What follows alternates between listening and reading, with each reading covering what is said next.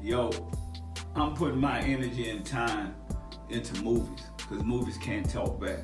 A lot of these artists, when you try to help them, they always say something crazy.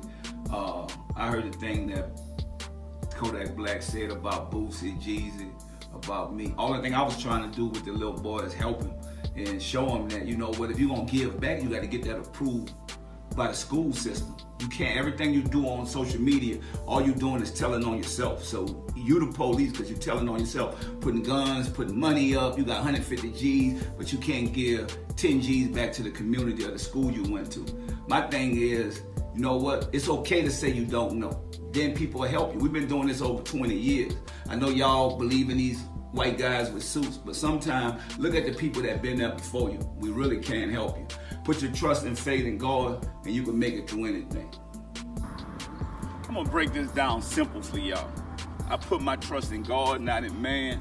I don't have to explain myself to nobody, but I am gonna give y'all this, and this is the last time we're gonna talk about it. First of all, I wish Kodak Black well, him and his family.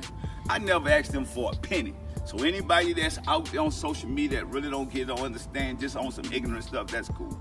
I can't even help my own brother, so how can I help somebody else that don't want to listen? And it ain't about no money, because I never got a penny from him. You know, I only told him if I bring something to the table, give me my little percentage, like you give anybody else. That's business. And for the part of giving back, you should want to do that for yourself, not because I'm around.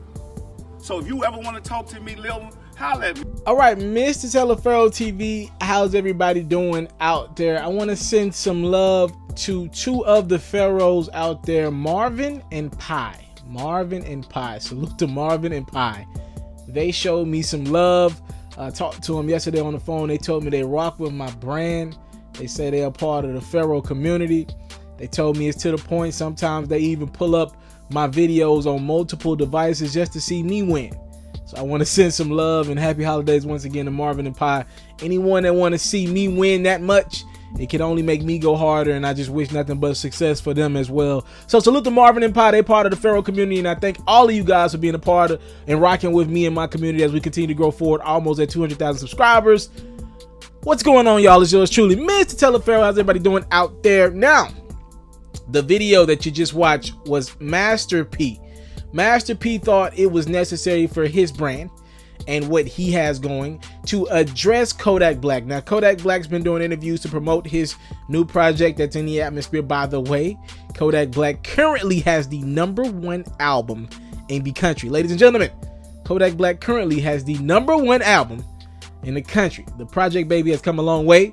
Now, he was doing interviews, and he did an interview with The Breakfast Club. And let's just be honest, The Breakfast Club is the platform that all the casual interview watchers, they watch, right? Like from anywhere from the age of 10 to 80. Breakfast Club can kind of garnish that attention and get somebody to watch their interview.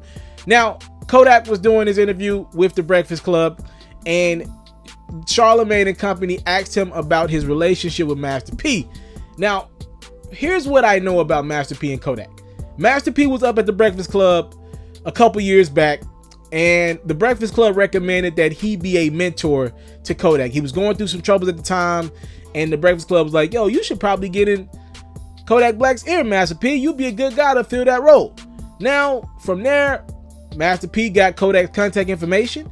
Apparently, he reached out. He was having conversations with him. They set up a back-to-school drive, and it looks like somewhere down the line, Master P brought up a consultation fee. Now, for those who don't know what a consultation fee is, it's pretty much, yo, if you want my advice, if you want my time, you got to pay for it. All right. You'll be paying somebody else for this.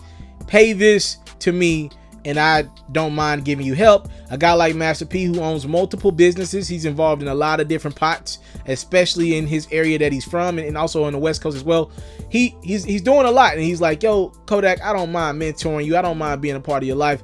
But if we finna make this a real thing, essentially you're hiring me as a manager. Essentially, I'm doing manager work for you, and I can't do it for free. Now, again, it depends on what side of the fence you on. I look at it from both ways. You could be like, if Master P genuinely just reached out to Kodak to be an OG, he shouldn't charge the young brother a fee. Maybe he should just pull back from the amount of time he gives Kodak, but it's just around for Kodak maybe once a week, twice a week, whatever, have it. You can look at it from that perspective, or you could be like, No, Kodak Black would pay, let's just call it what it is, y'all. Kodak would pay a white man for that same time, doing that same job without the experience that a Master P would have. And you can look at it like, yo, why are we in our black community so quick to go pay somebody outside of our race?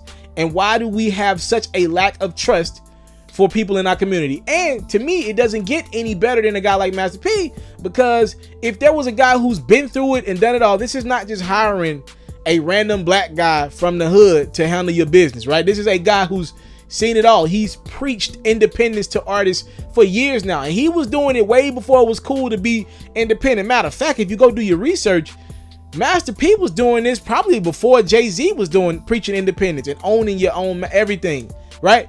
Master P doesn't get enough credit for how early in the game he wanted to take No Limit, not only the new lights, but to do it as an owner and owning that music and owning those masters and everything, publishing everything.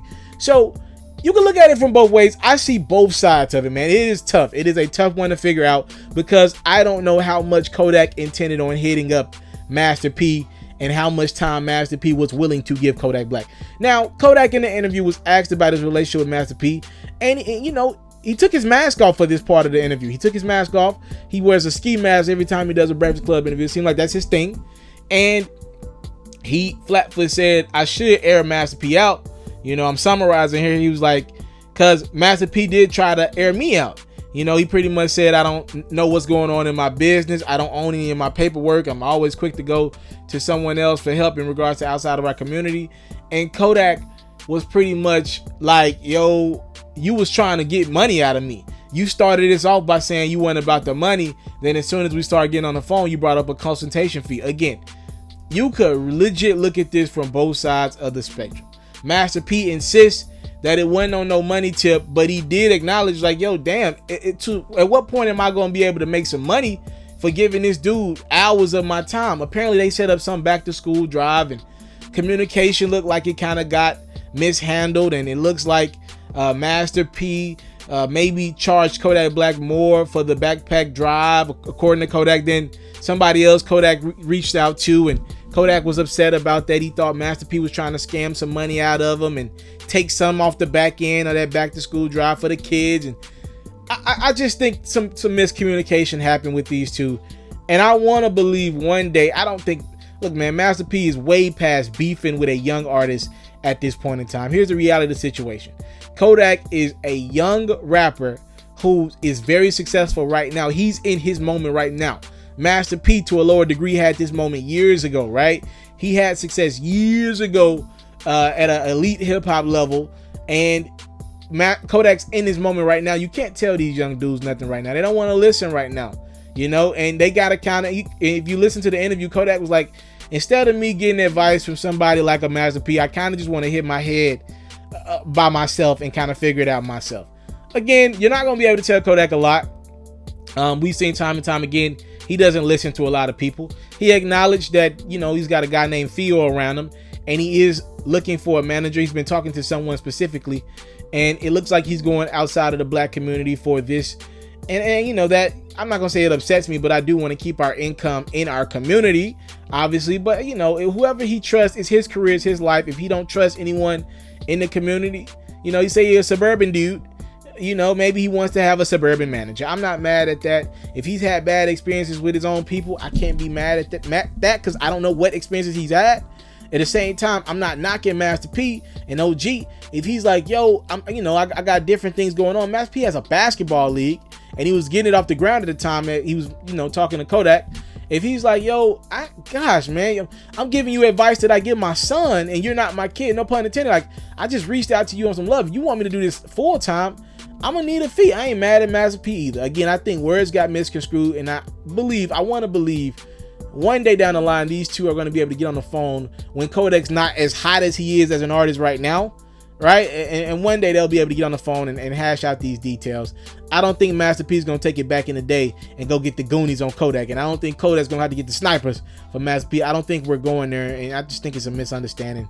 And it happens, man, but it brings up a great conversation about OGs. What do y'all think about this situation? Should Master P, let's say Kodak was wanting Master P to talk to him a couple times a month, right? Do you believe Master P should have asked Kodak Black for a consultation fee. All right, what y'all think? Talk to me in the comment box below.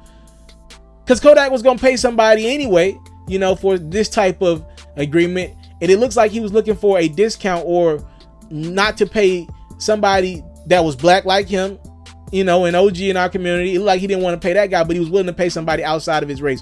What y'all think? A lot of times, I ain't gonna lie, and I've did this myself. I've been a victim of this myself. I've done this myself. We think it's like Nike factory is big in my hometown of Memphis, Tennessee, right? Like, instead of me, if I get a discount on some kicks, right? If I know somebody works in a Nike factory, I now don't want to throw them anything off the top.